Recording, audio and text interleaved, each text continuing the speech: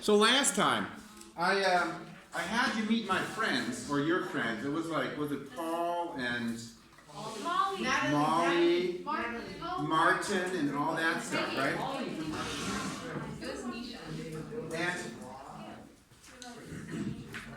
And we talked about fields, okay? And does somebody want to take a stab at defining what a field is, like a gravitational field or electric field, or yes, go.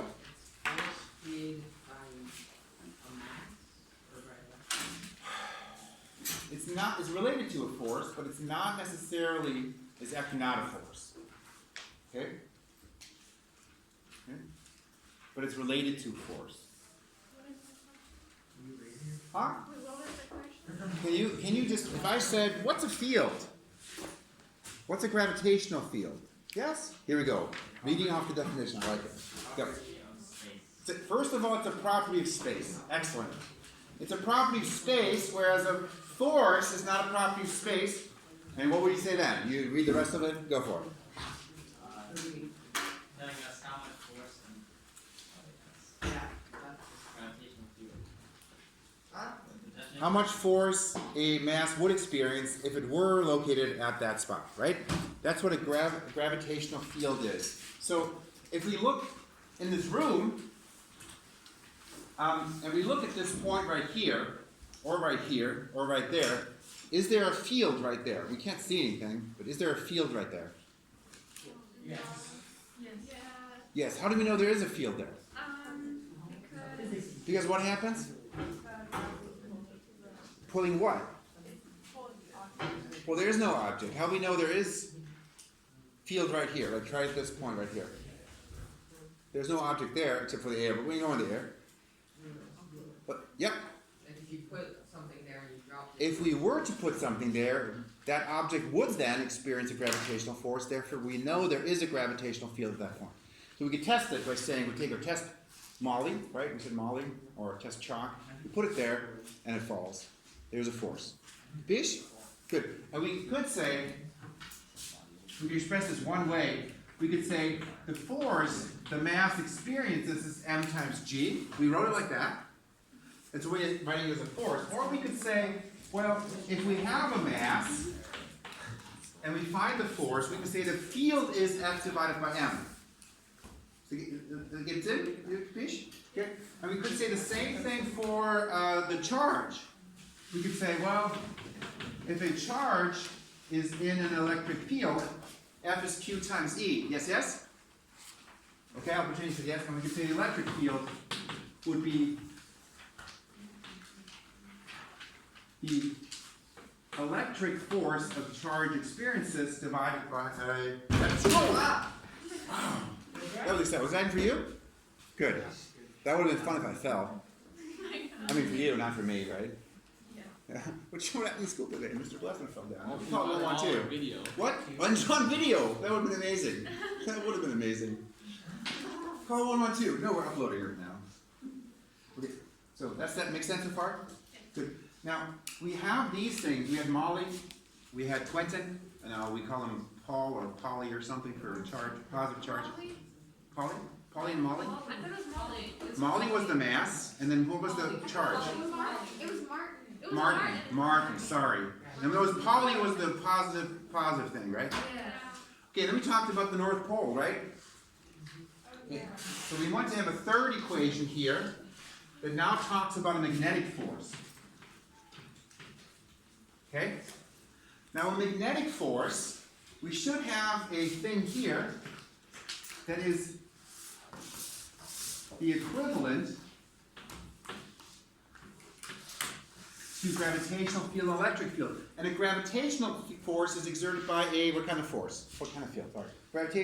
Sorry. Magnetic force is exerted by what kind of field? Yeah? Gravitational force is exerted by gravitational field. Electric force is exerted by electric field. Magnetic force is exerted by a magnetic field. What letter do we use that there, just to be confusing? B. We use B because we hate you. We talked about this. Yay. Good. Now, and here we go. We got to have an equivalent to mass, we can have an equivalent to charge, okay? And we said a pole, like someone from Gdansk, would be an equivalent, right? But we then kind of took a little side step and talked about, well, why is a pole actually magnetic? What is it in that stick magnet that's magnetic? And we did an experiment and we saw that magnetic fields are created by, yes? Wait. Well, when we had the experiment with the, and then the slinky, what was flowing through there to make it happen? Andy? Charges, moving charges. Okay, so moving charges become magnetic. Yes, yes? Good. So here we go.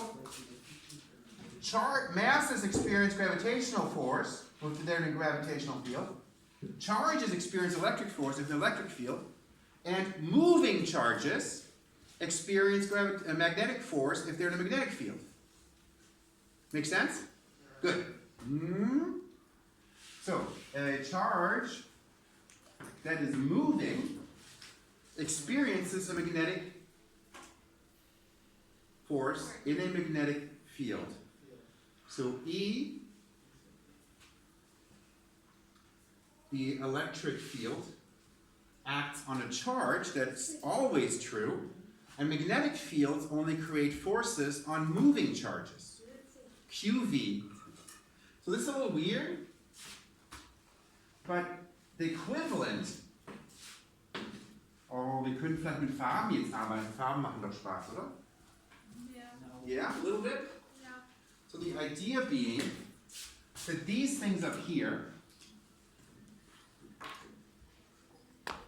yeah, the thing G acts on is M, the thing E acts on is Q. Is that letter okay? Is that okay as a Q? Okay. Wow. You guys don't like that Q? No. No. It's fine. You sure? I was kidding. You hate that Q? No, I love it. We love I it. hate it. You do? How do you write a Q? Little Q. Like here, like this? Yeah. Yeah. Just like that, like a 9? Yeah. Yeah. Seriously? That's Like not a- what Oh, like this? That's kind of what I got, but you do it like this? It looks like a music note. Yeah. No, I don't. It looks like What- what- What? My cues are beautiful. Okay. So, are you okay with that as a Q or not? Yes. Yeah. It's okay. I see it as Okay. So, and then we can of course say that the strength of the magnetic field is equal to the magnetic force divided by QV. Okay? Make sense so far? Yeah. I'm confused about about like all the letters now. Could you go over them like once Sure. at the end or something?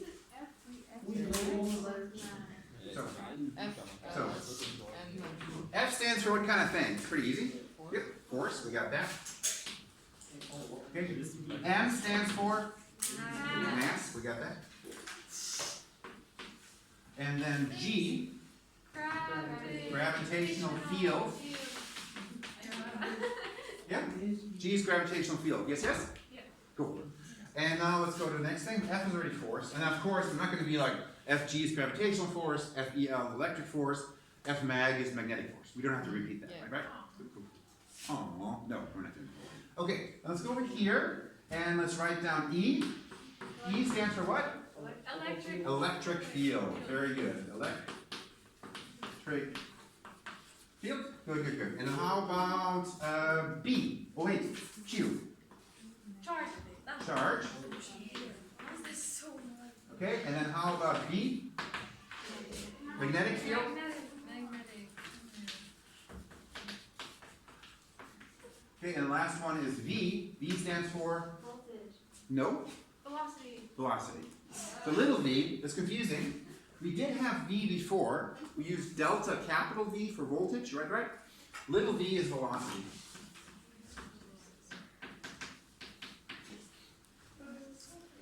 Okay? Trevor, you cool? Yeah.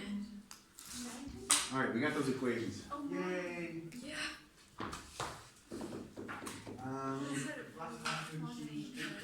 So let's get some water here. Boy, this is a very clean room. You guys do a good job keeping this clean. We don't think of something. What? Must know, but Have you seen this thing? I don't want it looks easier. Like, I just stand next to it, I feel endangered. Hygienically endangered.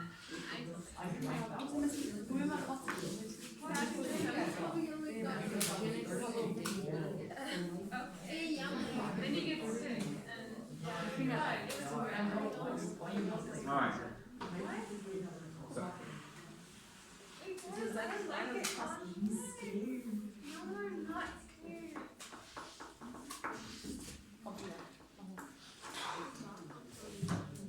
okay. Now.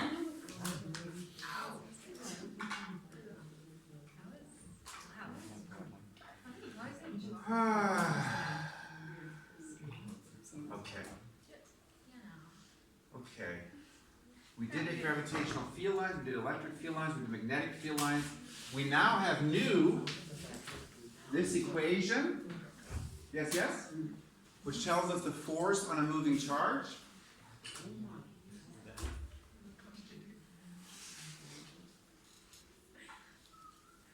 We've got the letters to find on there. Okay, let's write max ups. Those are always good. I test my likes those, right? What?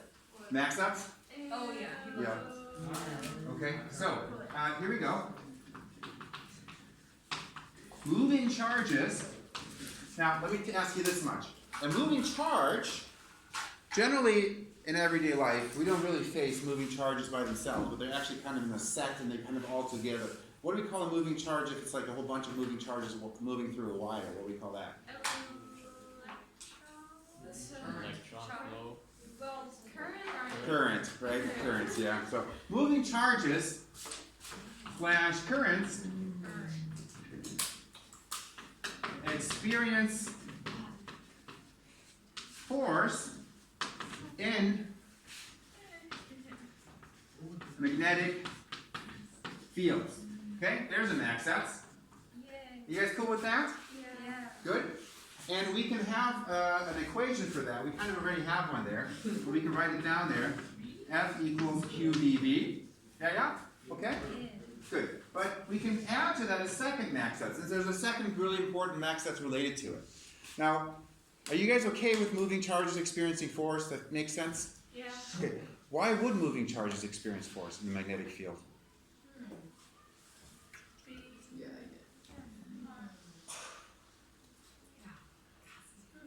Back to our slinky.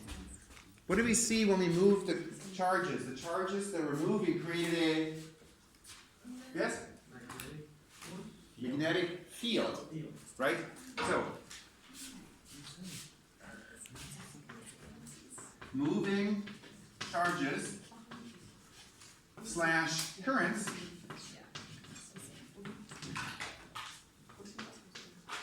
create magnetic fields, and then, for example,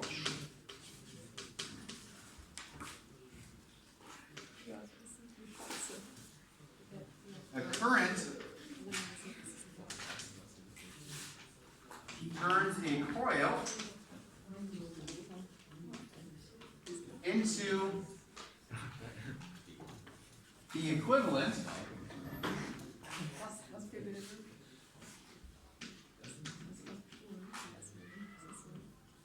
of a fill in the blank. When you put a current through a coil is like a wire that goes like this. That coil becomes what kind of thing? It's like a what? Slinky. It's a slinky that we're putting a current through. Spiral. It's still a spiral, but when you put a current through it, what happens to it?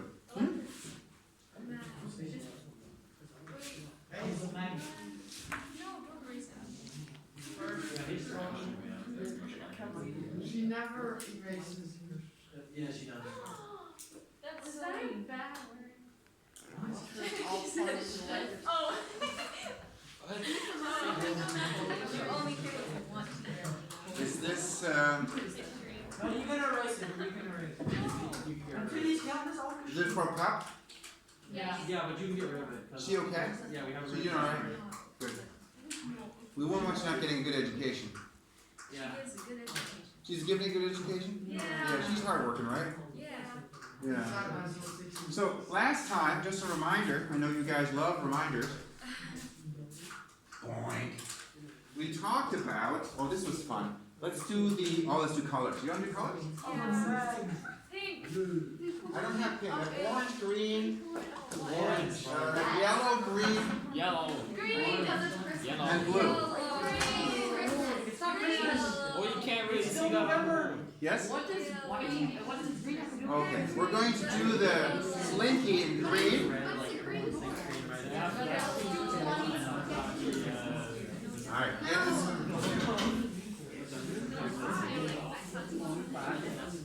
oh, that's so pretty.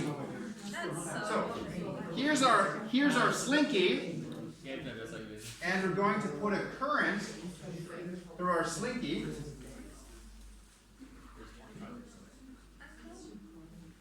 This is the plus pole, and that's the minus pole. And we're going to draw the power supply around it.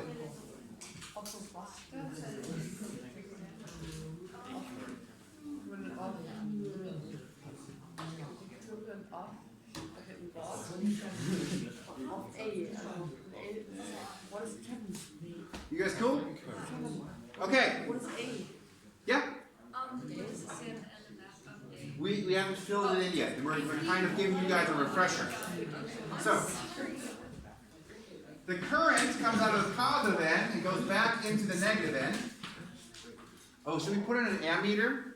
Yeah, let's go. Let's go. Over here? Please.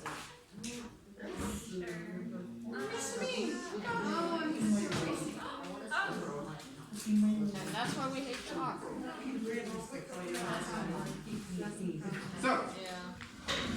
we did that, and then we created a magnetic field that we measured. Blue. Blue? Yeah. I don't have red. Yellow. Blue. Okay, so we have here a interesting magnetic field sensor device, and we put it through there, and we measured it like this, and we're going to do some art. You guys ready? Art's awesome, right? Kind of looks like an upside-down periscope.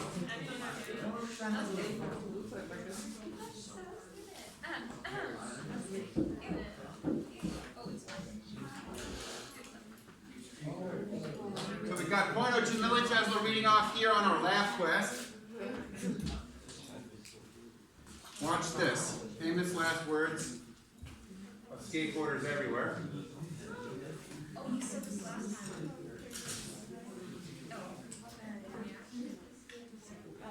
So, now it looks like that thing's in there, right? Yeah. Cool? That was fun, right? And we measured a magnetic field. So we'll draw the magnetic field in. And the magnetic field will be in yellow. Yellow.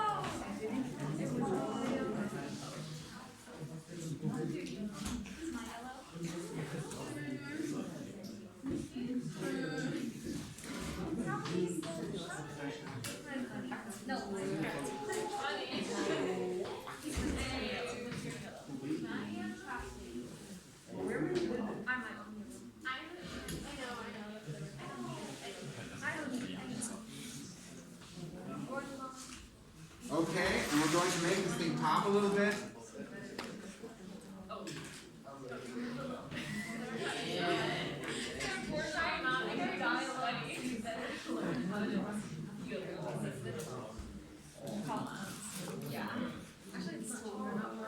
Okay.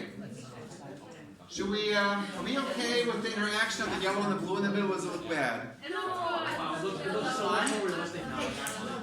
Looks good? Thank you. Okay. So that's the experiment we did. And we will talk about the analysis in just a second, but let's just complete our statement that moving charges and currents create magnetic fields. For example, a current turns a coil. Now this is a coil. A coil or a solenoid is wire that is spiraled like that. Okay? So let's just make sure we understand that. That coil, there's another word for that. The solenoid is spiraled wire. Okay, you guys are not reacting. I'll call it spiraled wire. Then I get a nod, at least from one person. Good, okay? Spiraled, do you like that word? Or coiled wire? Or wound up wire? Wound up wire? Spiral sounds better. Spiraled wire.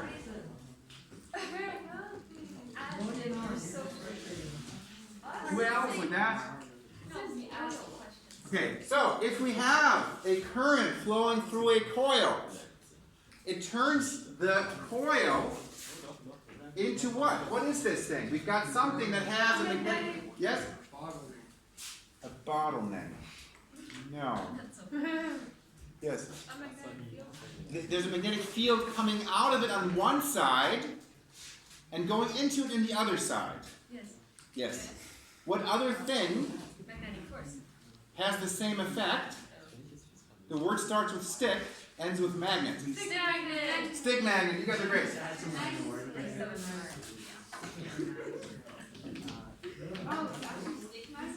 Stick magnet. Because if we have a stick magnet, here's a stick magnet.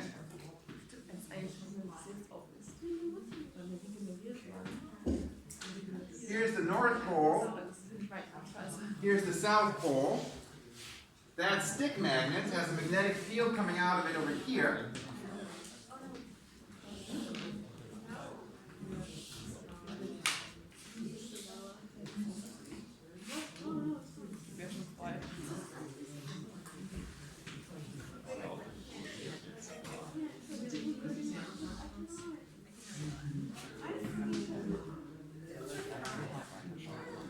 Okay, does that make sense? So we could have a stick magnet, and near it, life is just the same as if you were near that coil with the current in it. Okay? You guys understand? Okay, good. But two important statements here. Let's come back to our experiment, and I think that's what we're going to do now. We did the experiment. Yes, it's going further and further to the past, so let's make sure we wrap that up by completing a lab report, because everybody likes getting points on a lab report, because generally if you put in the time, you can do pretty well on it. You guys agree? Yes. Okay, good. So, we're over here. Are we still on screen over here? Is this the last We're starting to talk about it. Are we on screen over there? We already did it. We did the lab report? We did it already? I didn't sign that little classroom. Oh. Except, I don't think we did analysis. Did we analysis? Yeah, we did everything. We did the entire thing. Oh, expected slope. Oh, that's so good. We did that already. That's like a month ago. So you guys could turn it in? You did turn it in? Some of you did?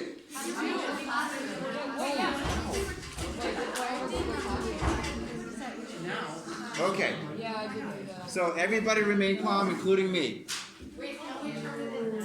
So apparently we have talked about it. I talked about it really fast, I think, in class. And just a reminder about the things you need to do. Okay? For your lab report, you need to have some kind of setup diagram. This is really the setup diagram, agreed? Okay? We have our lab quest measuring the magnetic field with the magnetic field sensor. It's really important to include labels. This is something you guys tend to screw up. Like, this is the magnetic field sensor, label it. This is a slinky, label it. This is a power supply, label it. Make sense? Good. And that's the first thing you should have. The second thing you should have is the data table. We did that in class. You can just copy it. Make sure you include units in your data table. Okay? Make sure you then use a graph. So this was the setup. Fine. Yep. Then we need to have a data table.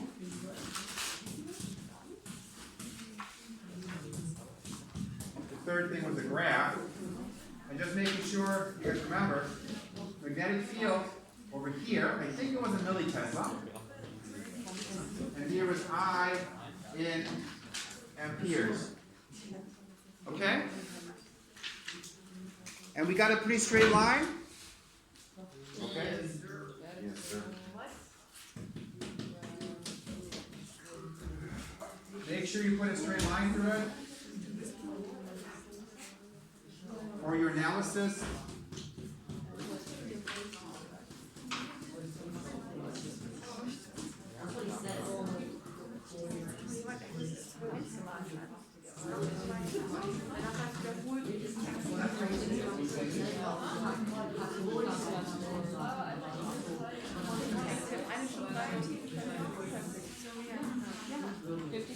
Das ganze Netz darüber gemacht. Das war nicht jetzt.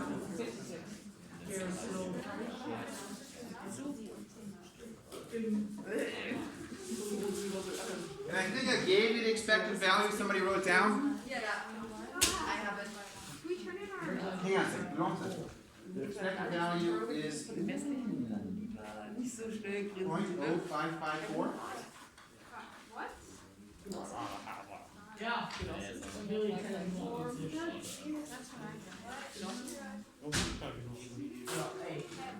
Wait, do you guys disagree?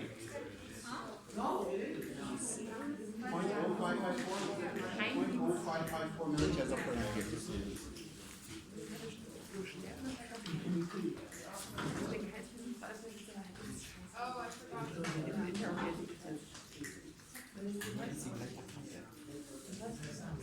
So, that's the expected slope, 0.0554 millitesla per ampere.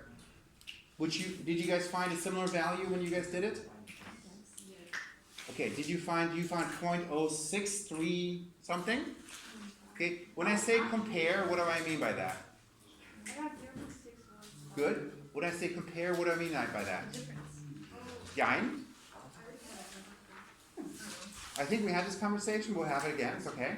I'm used to that. That's how students work. So let me ask you this. I think the example I was I met a person. I guess the person's age. I was off by 5 years. Was it a good guess or a bad guess? Depends, right? What if I tell you the person, I guess the person to be 108, the person was 103? Would you say that's a pretty good guess then? Yeah. Yeah, it was a pretty guess. How about if I said, I guess the person to be 7, the person was actually 2? You'd be like, you're a freaking moron, right? Okay, so what matters there is that how far something, the difference is not sufficient to say how good something is in terms of guessing. You have to also compare it to the actual value. Make sense? Yeah. So the idea being that when I say compare, that is specifically referring to percent error. Okay, so specifically looking at percent error. Somebody said 0.061.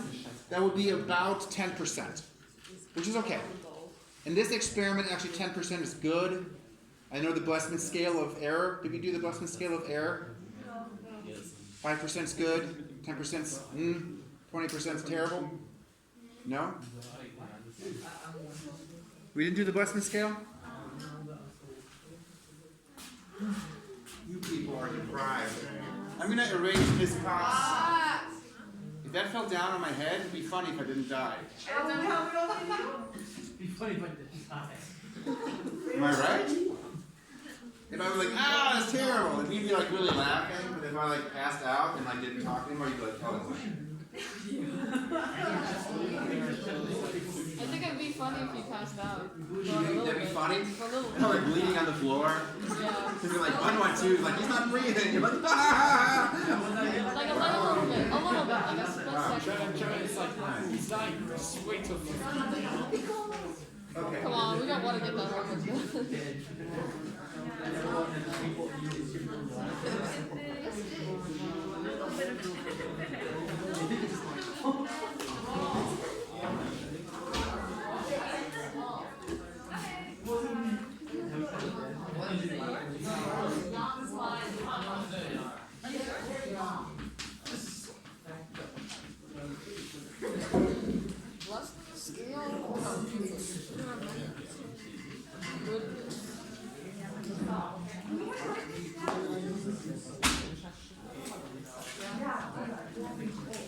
Okay? And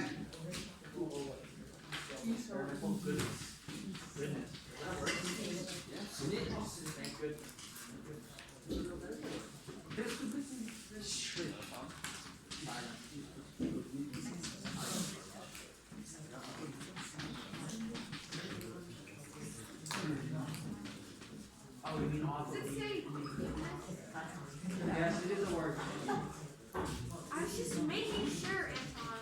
okay. Calm down. Oh, You already pulled out this like years ago. I did it. Ready to Okay, I don't know, just made that up. Seems like a reasonable scale. What is the letter ESO? That's the Blessman scale of experimental goodness. Experimental goodness. Oh.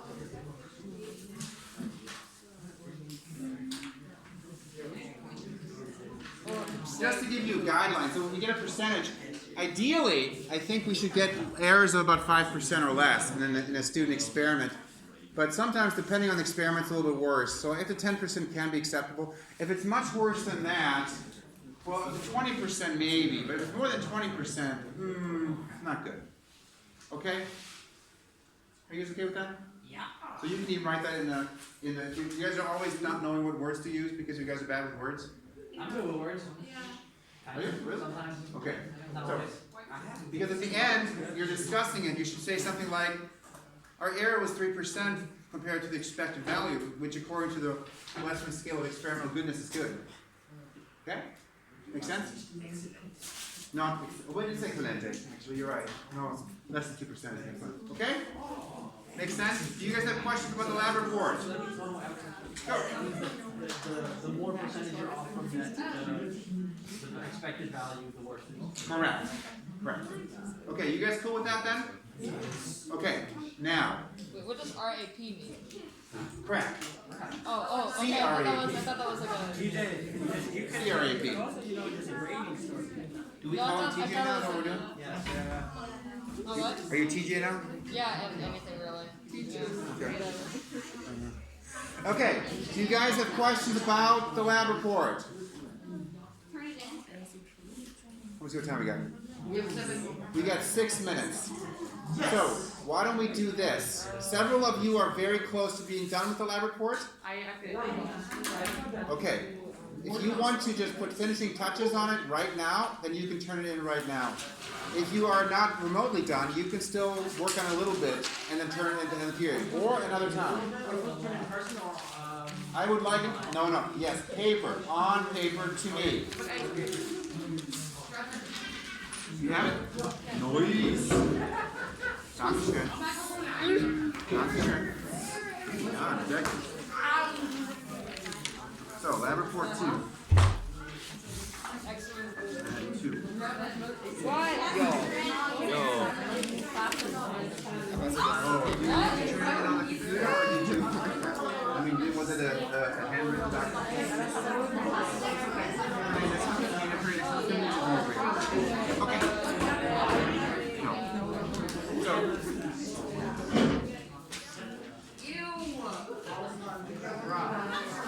So, Yoza, Paul,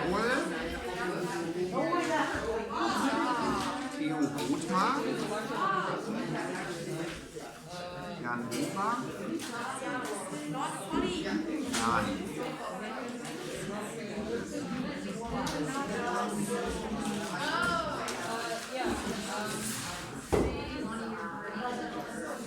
That means it's 40. Dankeschön. Sehr schön.